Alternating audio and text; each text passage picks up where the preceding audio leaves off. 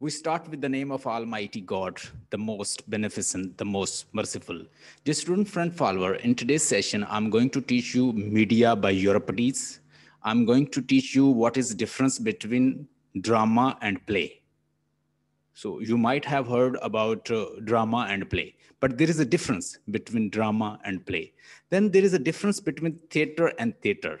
So spelling Theatre and Theater, there is a difference between theater and theater. There's a difference between play and drama. There is difference between drama and theaters. All we are going to see all these subtle difference between the two. This is just like you a little difference between the two terms, drama and play. So drama is something to be written, and then it is enacted. But play is mostly conducted on theater. So it is totally theatrical performance where you have to perform on theater. It is to be performed, especially for theater. So what is theater? Theater is a building, and all the elements they are helping to produce your play. So all are your theaters. Theater, all the costumes, all the elements, all the parados, and then we discussed some other chorus. So overall, all the elements they are going to help you to conduct this play. They are coming in theaters. So let's discuss one by one.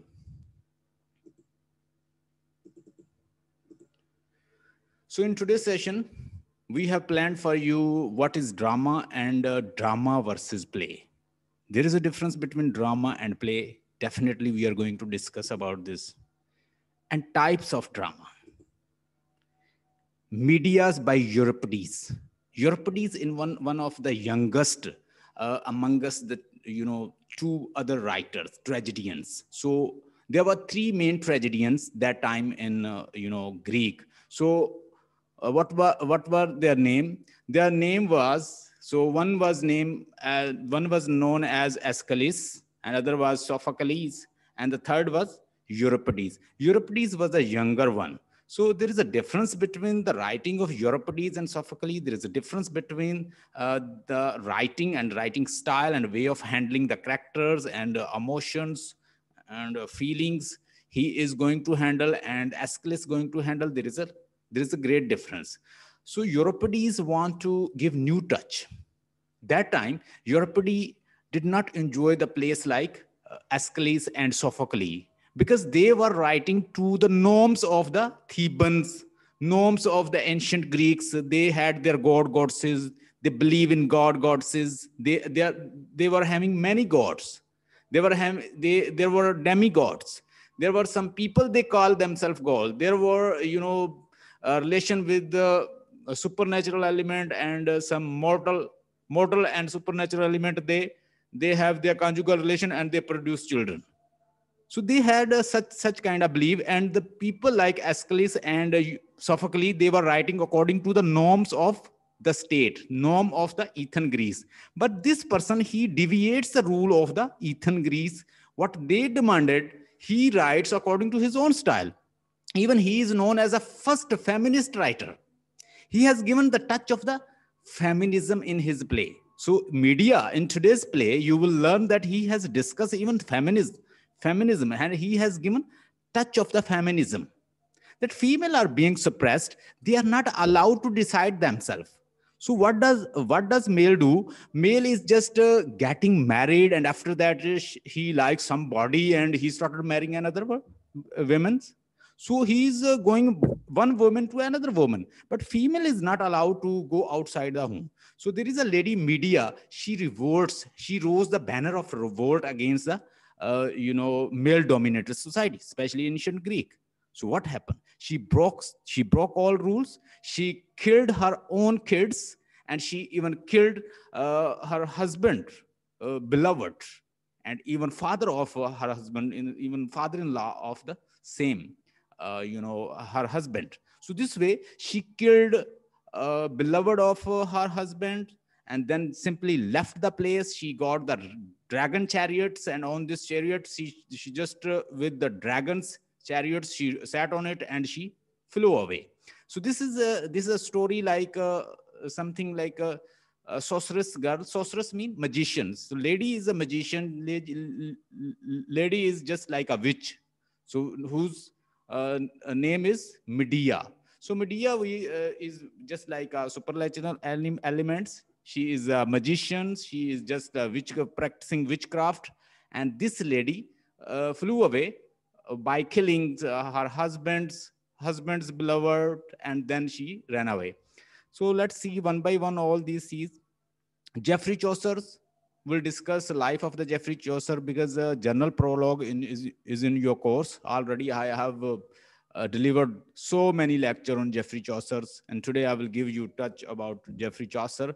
So Geoffrey Chaucer born around about 1340 and he died 1400. He has seen Renaissance period as well as medieval period. There is a difference between medieval age of writing and Renaissance age of writing. In medieval age, whatever literature you will see, you will study, it will be under the influence of the church. Church will decide what to write and what not to write. Even church is manipulating, controlling king's affair. Kings are not having exemptions.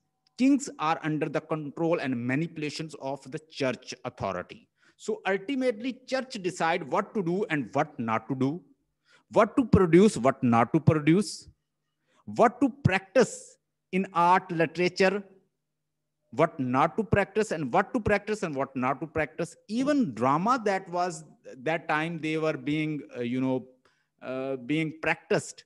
These drama were also in the form of liturgical plays, morality plays, religious plays. So whatever drama they were practicing that time, they were liturgical plays. These were morality plays.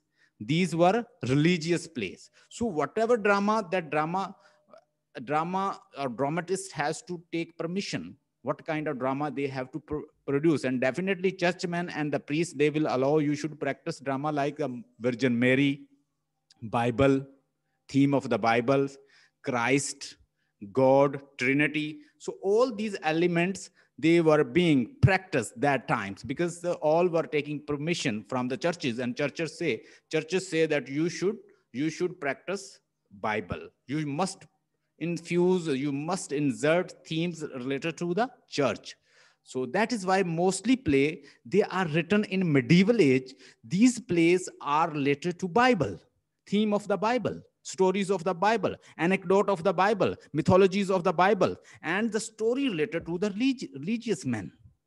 So after the medieval age is also known as, church age. It's also known as religious age. It's also known as age of the priest, age of the churches, because mostly literature was produced during the medieval time that was having touch or influence of the church, because church has authority. So whatever people earn, they give certain amount to the church. In the Renaissance age, people started thinking for themselves. People started saying that there is a humanism. Humans are having value. This universe has been created for this human. Humans are having potentials. He's having energy. He's given mind. He has a rational power. He has empirical power. He has a philosophical thought. He has scientific thoughts. All the thought produced in the mind. So human should be given value. People started, raising questions to church. We earn money. Since we earn this money, so we should have a right how to spend it. Not church has a right to spend our money. So they started asking question. If we earn money, so we are the owner of the money. Human should be given value. Whatever comes through human, good, bad, faculties, potentials, or, we must explore the potentials in the humans rather than in churches. So then people started practicing and raising questions to church. When we earn money, so we are the owner of the money. We will do for our own welfares. We will create our own institutions where human should be given value, not church. Before, in the medieval age, what happens? When you earn money, for example, Rifna earns money, Church will ask how much you have earned. You have to give certain amount of your money to the church. So over there, when you give money to the church, definitely this money will go to the priest, and priests, they are holding control over the churches. So how do they spend it? All up to the churches. So money was being given to the churches in the form of charity, in the form of some poor dues, because they ultimately they have to decide where to give, where not to give. So over there in churches, mostly education was given related to Bible. So they were having a clutches. They have clutched the medieval age, medieval people were totally influenced, under the influence of the churches. So they spending, they even three main, Geoffrey Chaucer also faced three main phases in his life. First phase is that he has seen 100-year war, 100-year war between France and England. England and France, they fought 100-year war. So Geoffrey Chaucer has seen this, and Geoffrey Chaucer has written, and he has criticized, and he has shown the true face of the clergyman. Clergymen mean priests. So he has shown the true picture of the ecclesiastical order. What is ecclesiastical order? Ecclesiastical order mean people related to the churches. He has shown their true face. So what they were doing, they were seducing female. So the people like the Somner, the people like the partner, the people like other priest, they all seducing females. So what happened when you commit suicide? You go to to priest that I have committed this sin. So female mostly they commit sin, and they definitely go to the priest. And they said that we have committed this sin. No, we want some pardon. If you will give us pardon, we can wash our sin. What happened? The priest says that since you have committed sin, and this secret is with me. If you want that I should not tell to somebody else, you have to make me happy.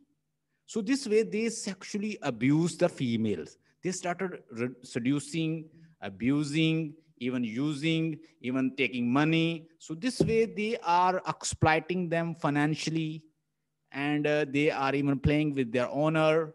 They are killing honor. They are playing with their honor. They are playing with their money. They are taking money. They are, seducing them. So all were occurring, and he has shown the true picture of the medieval society, how they were practicing religion, and how they were using religion for their own benefit. So we'll see in Geoffrey Chaucer. I have just given you a little bit information related to Geoffrey Chaucer. Later I have complete assignment for you. Three periods of the Geoffrey Chaucers. Definitely there is a 100-year war, there is a Black Death, and then we have seen there is a Black Death. He has seen Black Death. He has seen Black Death. He has seen 100-year wars, and he has seen even Black Death, 100-year war, and then there is a peasant revolt. I write for you. Geoffrey Chaucer has seen in his life three things: peasant revolt,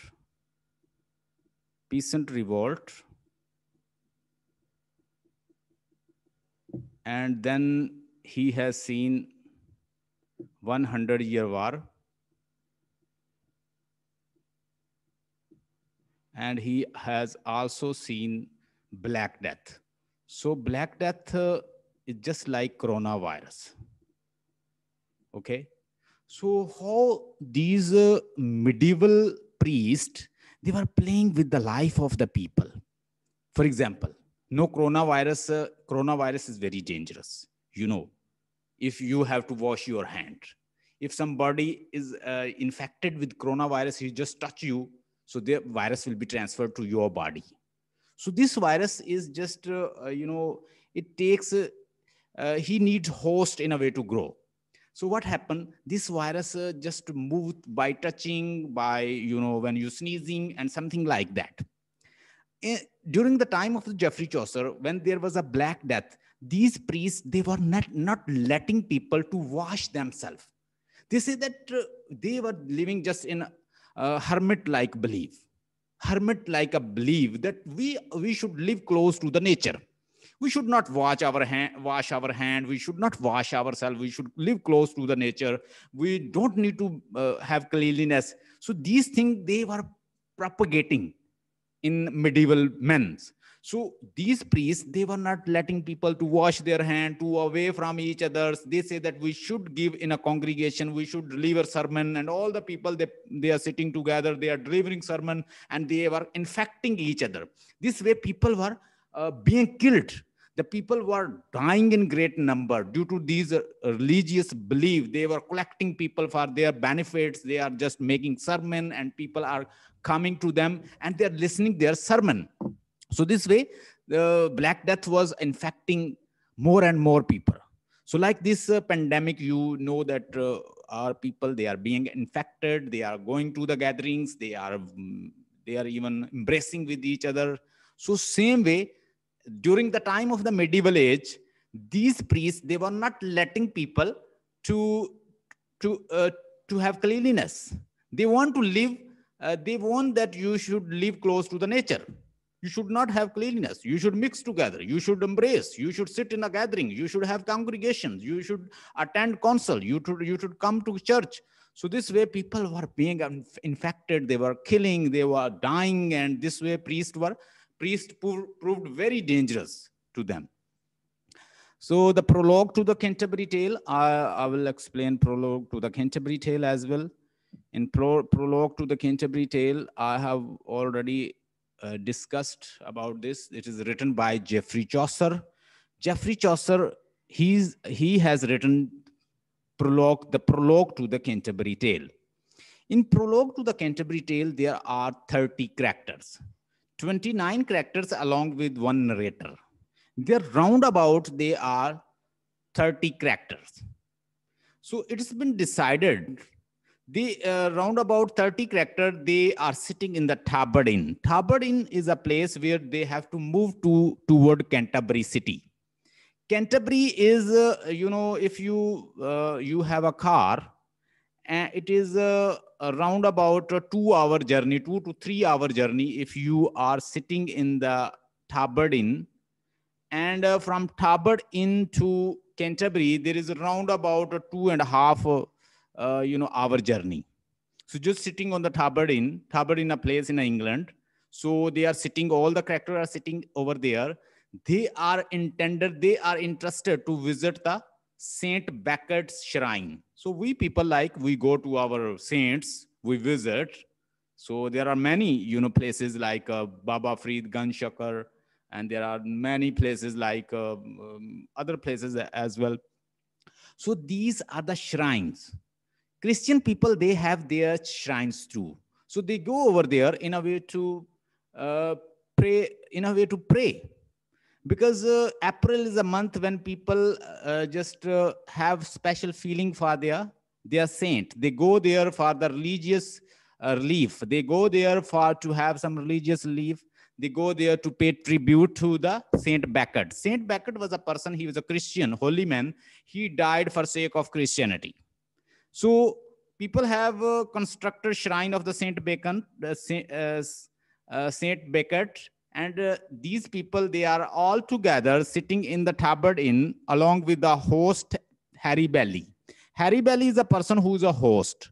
So along with the Harry Bailey, they are just sitting and they're talking to each other. Since it's a long journey, Harry Bailey said, I had a plan in my mind. So he shares his plan with all the other members, round about 29. You all people will tell one story while moving to the Canterbury Tale, and one story while coming back to the Canterbury Tales. So it was decided round about 2 story. So 2 story while moving to the Canterbury Tales, and 2 for coming back. So round about they they will be like if they are 20, 30. So we can count over here. So they decided that 2 story while moving and 2 story while coming back. They will be 4. So total there are 30. So they decided that we have a plan. We will have around about 120 tales. 2 tales while moving to the Saint Becket shrine, and 2 tale while moving back. This way we will have a sweet journey while sharing story with each other, because that was the age of the storytelling. People just tell story to each other. They have their your bull carts, they have their barrows, they have their bull carts, they have like tongas and like these bull carts. They sit on the bull carts. They are sitting on this bull carts, and they're moving towards some places and sharing tales with each others. So they are no moving while telling story to each others. 2 story while moving and 2 story while coming back. So they will be round about 4 stories, and 4 multiplied by 30 is equal to 120 story. So they planned round about 120 stories. But the thing is that Chaucer no longer lived, and he only completed 24 tales. So no 24 tales are available. So in 24 tales, different characters they have told different stories. So Tale of the Night, very first time Knight tells his story. So you will find Tale of the Night, Tale of the Nun Priest. There will be Nun Priest tale. There will be Partner's tale. There will Reeves tale. There is a Wife of the Bath tales. So there is a Paris tales. There is a Partner's tale. There are Sumner's tales. So there are many characters round about. They are 29 and plus one narrator.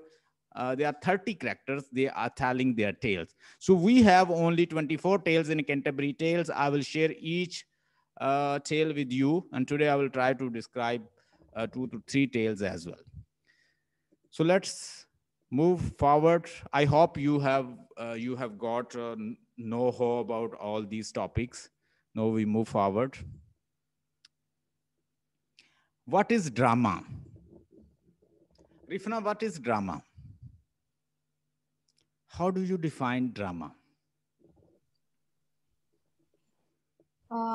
Drama is usually a play that is written down and then with the course of time is acted, which involves several characters and dialogues. Exactly. So drama is in the form of prose or in verse. Mostly you find that in your Sri Lanka, and especially in Pakistan or Pakistani or Indian culture, we have drama. But mostly these dramas are written in the form of Aristotelian style. What was the Aristotelian style? In Aristotelian style, we have our beginning, we have mid, and we have end. Mostly in Aristotelian style, we have beginning, we have mid, and we have end. So how Aristotle gives plot of the drama?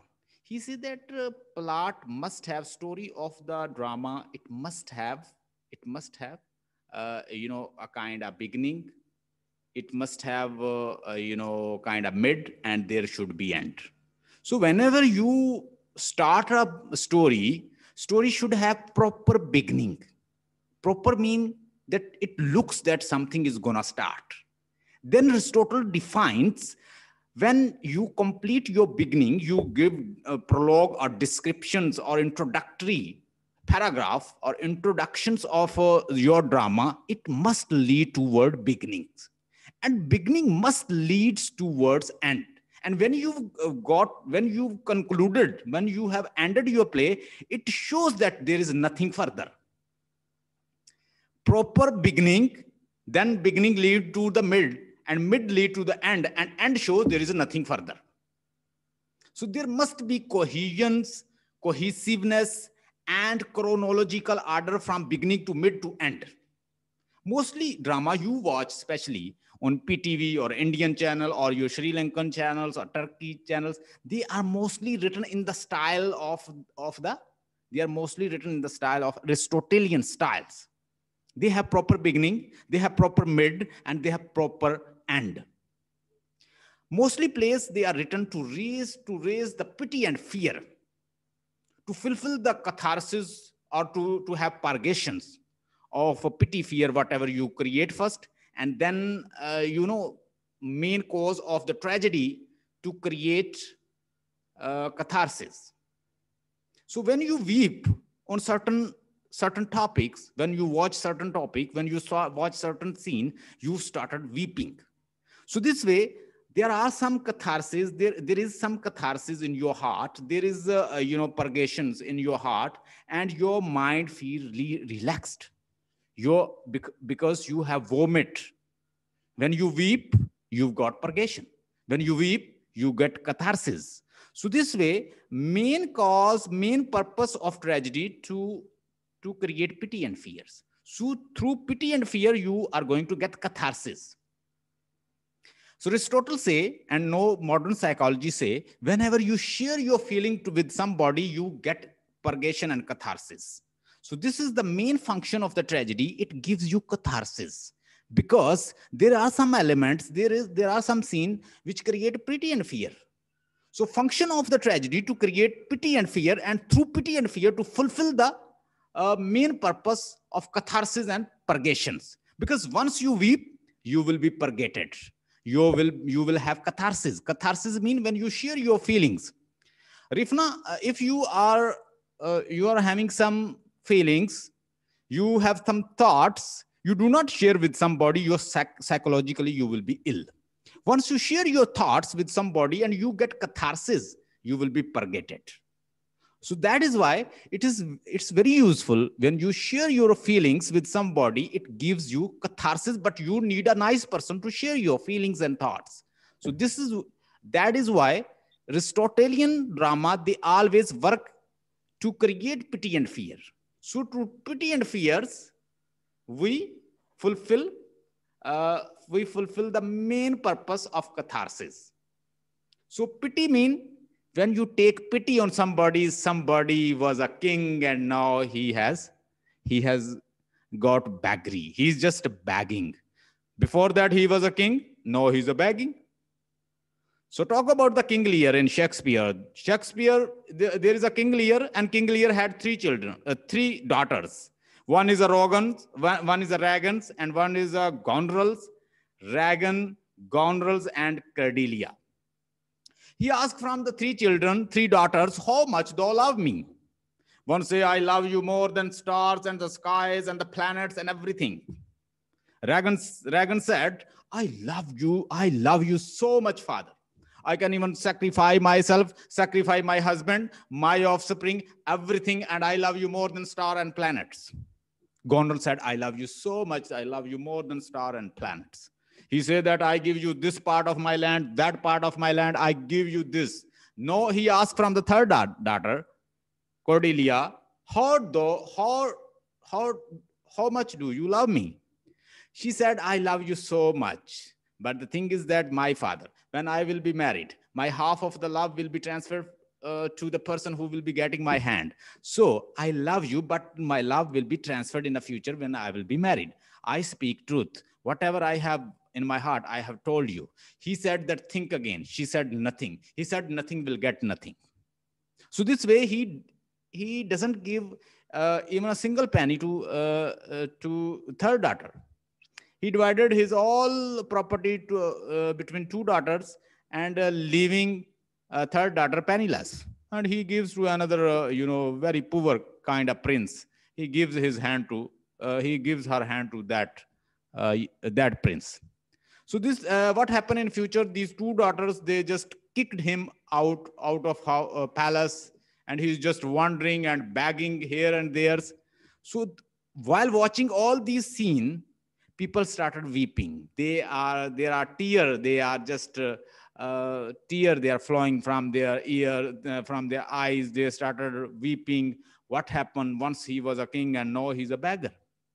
So this way, when somebody commits a crime, commits mistakes due to hamartia. Hamartia is such a mistake that unconsciously you make mistake. You don't know, out of anger, or you are jealous sometime, you are in anger, you are emotional, so you commit mistake. It is known as a hamartia.